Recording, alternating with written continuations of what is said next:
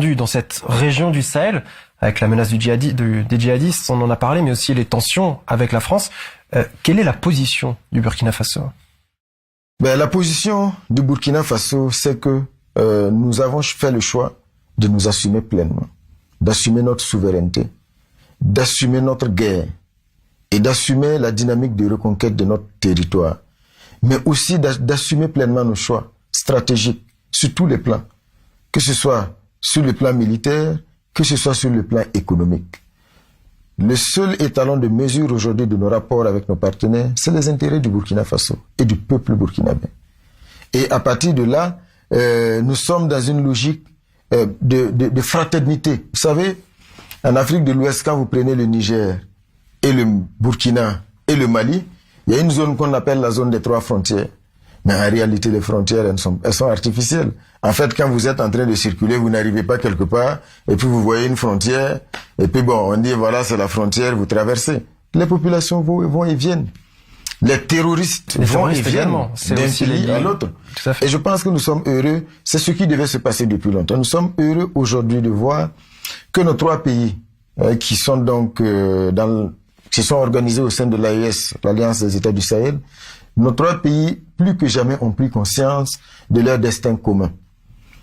Le terrorisme ne peut être vaincu seulement au Burkina Faso, sans le Mali et sans le Niger, et vice-versa.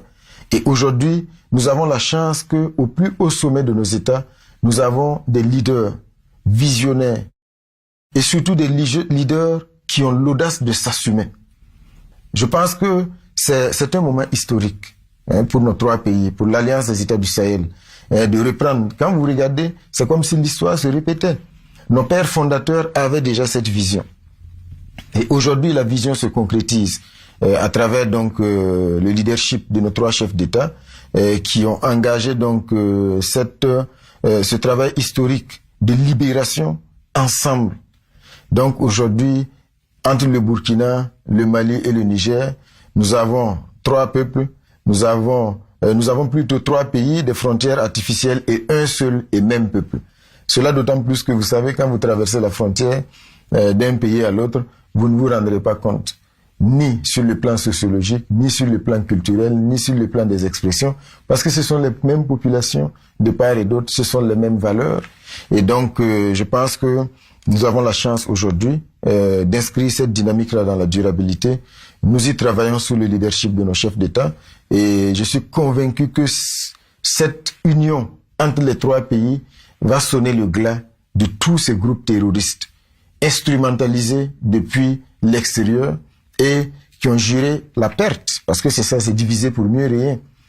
Nous comprenons aussi la crainte de certaines grandes puissances partenaires traditionnels de nos États qui craignent justement que ces 3 pays se mettent ensemble, qui redoutent la puissance de ces 3 pays ensemble et bien sûr qui souhaitent poursuivre leur œuvre de division.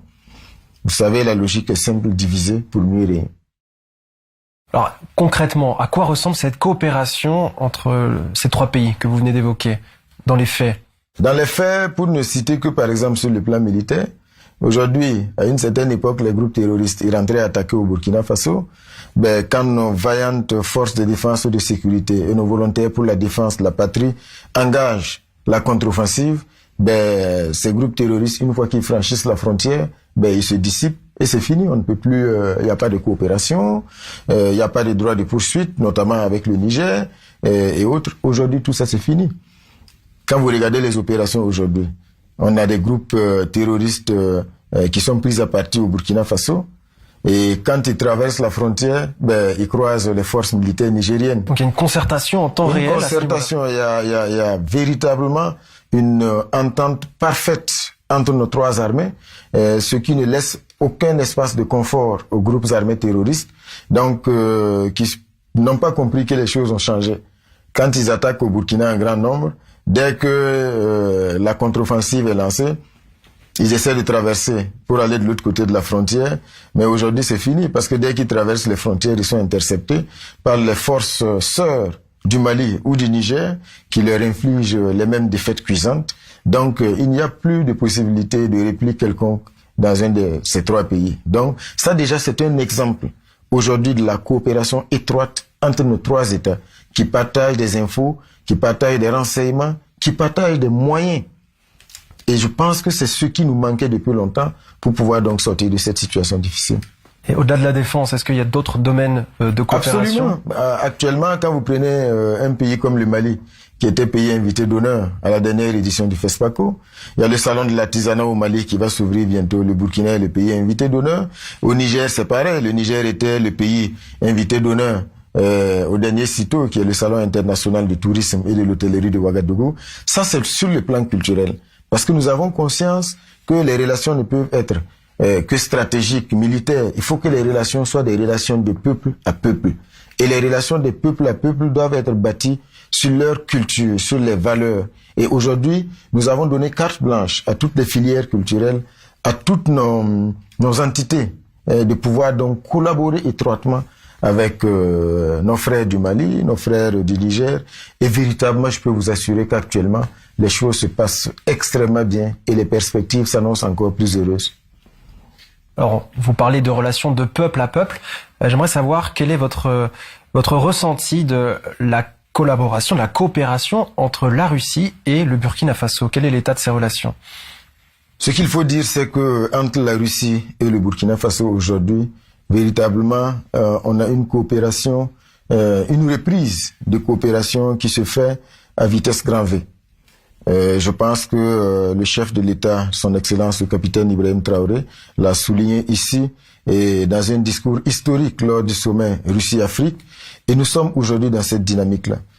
Nous avons une coopération aujourd'hui qui est stratégique sur le plan militaire, sur le plan diplomatique, sur bien d'autres aspects aujourd'hui sur lesquels nous avons reçu instruction de faire en sorte que véritablement cette coopération-là puisse se solidifier et se diversifier. Nous sommes dans la dynamique de faire véritablement de l'axe Ouagadougou-Moscou un axe fort, parce que nous partageons beaucoup de choses. Nous partageons la même vision du monde aujourd'hui, qui doit être un monde multipolaire. Nous sommes tous militants du multilatéralisme. Et nous sommes contre la domination. Nous sommes contre l'impérialisme. Et je pense que tout cela, ce sont des valeurs aujourd'hui et des visions qui rapprochent le Burkina Faso et la Russie. Et nous avons la chance également d'avoir à la tête de nos États des leaders aujourd'hui qui ont de la vision, qui ont de la personnalité et qui s'assument. Donc, je pense que ça, c'est vraiment une dynamique qui est en cours et qui ne demande qu'à se consolider. Alors, on peut observer au Burkina Faso, mais pas seulement, à travers l'Afrique en général, de plus en plus de sentiments pro-russes, si on peut dire, au sein des populations. Est-ce que, d'après vous, il existe une demande de la part des populations d'avoir accès à de nouvelles sources d'informations? Ce qu'il faut dire, c'est que, vous savez, ce ne sont pas que des sentiments pro-russes. Ce sont des sentiments pro-politique russe également. Dans quel sens? Dans le sens où, aujourd'hui, les positions assumées par la Russie, ce sont des positions auxquelles les Africains se reconnaissent. Ce qui sont des positions de remise en cause de la domination, de l'impérialisme, de l'asservissement. C'est cela aujourd'hui qui fait écho au sein de la jeunesse africaine. Donc, c'est pour dire aujourd'hui que si les Africains et la jeunesse burkinabé, la jeunesse malienne, nigérienne, la jeunesse africaine dans son ensemble aujourd'hui s'identifient et véritablement aujourd'hui souscrit à la politique, à la vision de la Russie, c'est justement cette volonté de pouvoir s'affranchir, cette volonté de briser des chaînes qui n'ont que trop duré. Et aujourd'hui, quand vous demandez si on est demandeur, si, bien sûr, parce que malheureusement, les jeunes Africains et l'Afrique en général, on ne connaît pas suffisamment la Russie. Parce que quand on parle de la Russie, c'est toujours des médias de certains pays qui sont considérés comme des partenaires traditionnels. Ce sont ces médias-là qui nous disent ce qui se passe en Russie. Ce sont ces médias-là qui nous disent c'est bien ou ce n'est pas bien. Donc aujourd'hui, on a besoin de briser ces chaînes et faire en sorte que les Africains dans leur ensemble, que les Burkinabés connaissent mieux la Russie et vice-versa.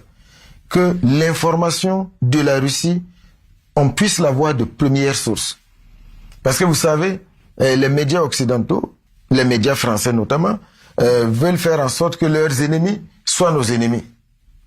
Veulent faire en sorte que quand ils diabolisent sur la politique, sur le plan politique, un pays ou un individu, que cette personne soit également le diable pour nous. Vous voyez le problème?